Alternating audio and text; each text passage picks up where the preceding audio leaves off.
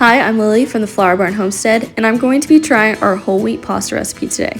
I do this blog with my sister Ellen, and she came up with this recipe. I'm going to be trying it for the first time today and give you any tips and tricks I learned along the way.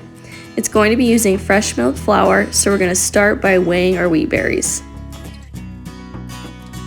So if you are new to milling, you always want to turn your mill on before adding your wheat berries in.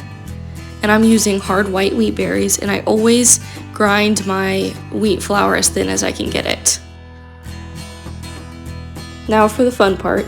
You can do this by hand, but I just wanted this to be as quick and clean as possible, so I did it in a shallow bowl. I added all my liquid ingredients together, my eggs, my water, my oil, and then just added it to my salt and flour.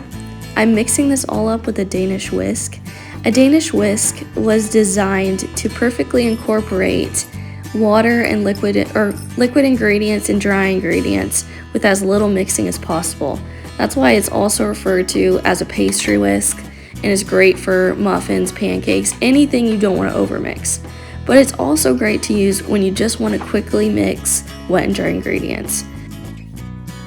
So at this point, I'm really just pushing my dough together. We're not really starting the kneading process yet. We're just trying to get it to come together and be able to work with it. And once everything seems moist, I'm just going to test my dough. It shouldn't be tacky enough to stick to my finger when I press into it, and it's perfect, but yet it's still moist. So what we're going to do is we're going to wrap this in plastic to make sure that our dough doesn't dry out. We don't want to leave our dough out to dry out at any point, so we're just going to wrap it in plastic. So here I actually did try to knead it all as one, and it was very difficult. This dough is pretty tough. So what I did is I separated it into 4 different sections, and I just kneaded those. And what happens when you knead is gluten development starts to form, and it can cause the dough to become tougher and tougher, harder to knead. So if you just let your dough rest for a little bit, it will relax and you'll be able to go back into kneading it a little bit easier. So what I did is I'd start with one, I knead it as far as I could until it kind of started to seize, and then I would let it rest and come back to it later. And this worked out really well, and you'll really start to notice a change in your dough. It'll become smoother and easier to work with. And remember, you're trying to just stretch that dough and create more gluten development. You're not just pushing into the dough. So after letting my kneaded dough rest for about 15 minutes, I got it out and prepped it for the pasta maker. A pasta maker is really actually like the sheeter we use in our bakery to make our rollouts for cinnamon rolls.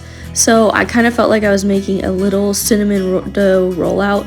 So I did try to make it into rectangles. That does help you optimize the products that you get out of it in the end.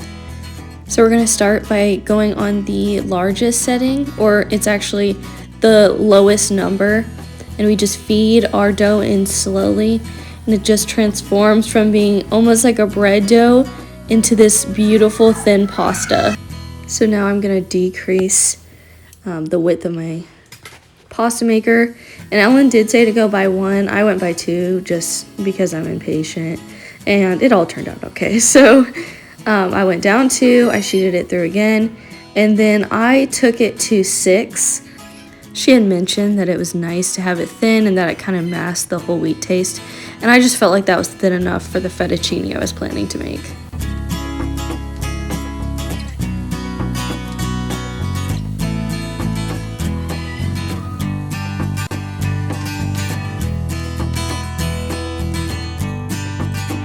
The piece that we're going to feed into our pasta maker, it is important to prep it well, so you want to make sure it's thin enough that it doesn't get stuck in your pasta maker, and also that you start with a narrow piece that's not too wide, because as you can see, the pasta widens as it gets thinner, and it will continue to do that with every number you get thinner with.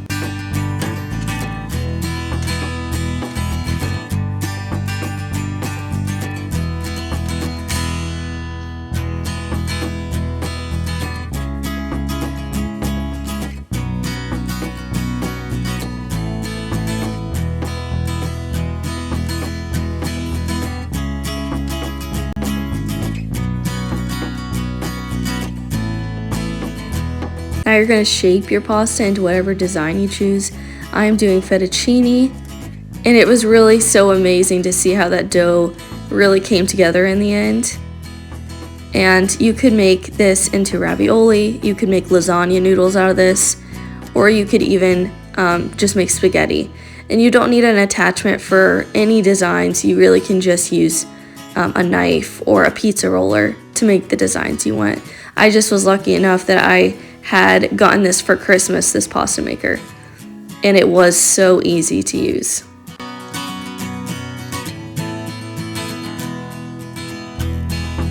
Here's a noodle glam shot, and I really thought these were all gonna combine when I boiled them, but they didn't. They were just like pasta, and it was such a fun recipe to make. Thank you for Ellen for coming up with this recipe. She did an awesome job.